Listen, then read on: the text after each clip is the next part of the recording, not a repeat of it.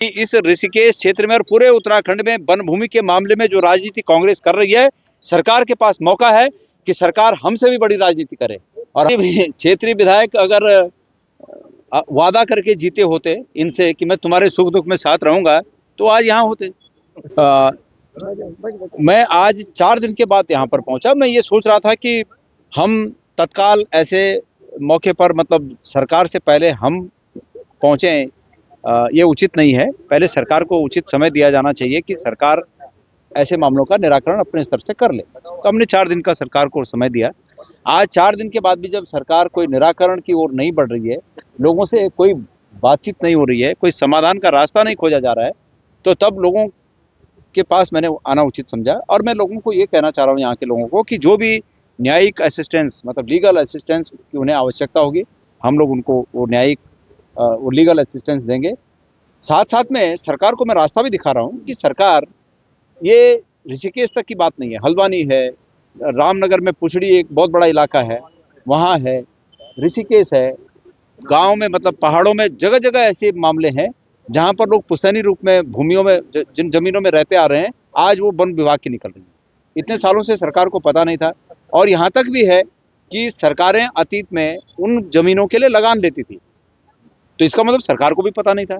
पर अब जाके ये पता चल रहा है कि ये वन विभाग की थी। तो ऐसे में सरकार के पास शक्तियां निहित हैं। सरकार भारत सरकार में प्रस्ताव भेजकर, विधानसभा से प्रस्ताव पास करके सदन को भेज सकती है, भारत सरकार को भेज सकती है कि चूंकि उत्तराखंड में 65% जंगल की भूमि है, वन भूमि है, ऐसे में हमें राहत दी जानी चाहिए। और जो लोग अतीत से यहाँ बसे हुए हैं, उन लोगों को ये राहत देकर वो जमीनें उनके नाम पर कर देनी चाहिए। सरकार को ये करना चाहिए, तो रेगुलर कर दें सरकार जमीनें। दूसरा, मैं एक बात ये कहना चाहता हूँ कि एक तो सरकार के पास ये रास्ता है, दूसरा सरकार के पास और आसान रास्ता है। कोर्ट ने ये कहा है कि रिहायशी इलाकों को छोड़कर जो खाली भूमि है, सिर्फ उनकी पैमाइश हो, ये कहा है।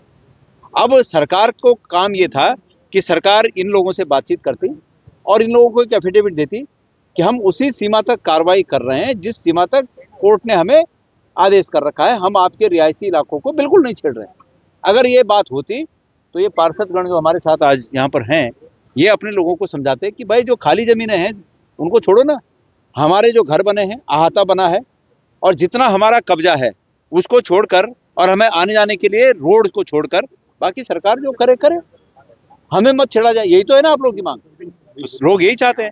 सरकार अगर इस आशय से आप लोगों के पास आए तो अभी भी समाधान का रास्ता खुला है, तो सरकार आए और ये समाधान करे, तो लोग उसका विरोध क्यों करेंगे? लोग तो, मैं यहाँ आया हूँ, मुझे तो बड़ी खुशी हुई कि ये लोग कह रहे हैं कि भाई हमें इसमें दिक्कत है, हमें इसमें दिक्कत है कि हम जो यहाँ बसे हैं हमें न उजाड़ा जाए।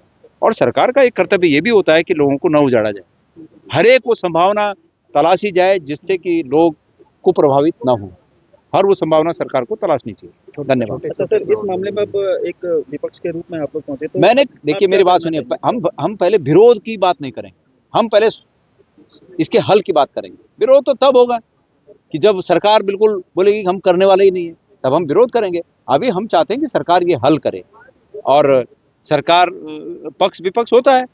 अब हम यहाँ आ गए तो कल से वो कहेंगे कि कांग्रेस के लोग राजनीति कर रहे हैं, पर हम तब कर रहे हैं राजनीति जब वो नहीं आए। उन्होंने ये जगह खाली छोड़ी तो हमने आके भर दी, और मैं उन्हें मौका दे रहा हूँ, गणेश गोदियाल और हम सब लोग, कांग्रेस के लोग सरकार को मौका दे रहे हैं कि इस ऋषिकेश क्षेत्र में और पूरे उत्तराखंड में वन भूमि के मामले में जो राजनीति कांग्रेस कर रही है, सरकार के पास मौका है कि सरकार हमसे भी बड़ी राजनीति करे।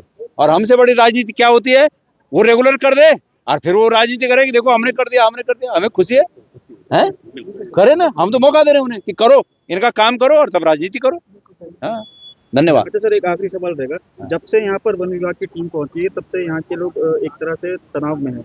हाँ, मैंने कहा ना, अभी वही कहा मैंने कि इसका सवाल एक ये भी है कि यहाँ की जनता अपने क्षेत्रीय विधायक को ढूंढ रही, जो अभी तक नहीं पहुंचे जनता के बीच में, सांसद भी नहीं पहुंचे। क्षेत्रीय विधायक अगर वादा करके जीते होते इनसे कि मैं तुम्हारे सुख दुख में साथ रहूंगा, तो आज यहाँ होते। उन्होंने वादा क्या किया था? धर्म बचाना है, और लोगों ने वही माना। मोदी जी को लाना है, और लोगों ने वही माना। तो भाई उनको चूंकि ये विश्वास है कि जब 2027 का चुनाव आएगा, फिर एक बड़ा जादूगर आएगा और ये लोग दनादन फिर वोट देंगे, तो जब आसान है रास्ता तो फिर इनके बीच क्यों आना है? उनको ये रास्ता पता है शायद, इसीलिए वो यहाँ नहीं आए।